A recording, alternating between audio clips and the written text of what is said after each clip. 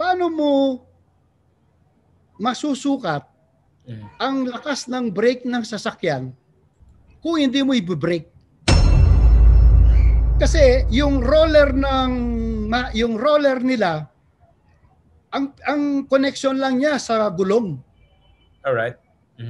Okay? So, ang mangyayari diyan, yung nakasakay na empleyado ng Quick, kapag ka nakita niya sa computer, binigyan na siya ng go signal, dapat i-brake niya yung brake pedal ng sasakyan.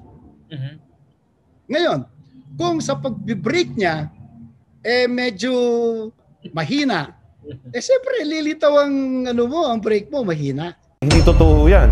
Kasi kami, kung mapapansin nyo, idadrive lang po ng inspector namin sa process ng inspection, wala kaming intervention. So lahat ng result is based sa condition ng vehicle.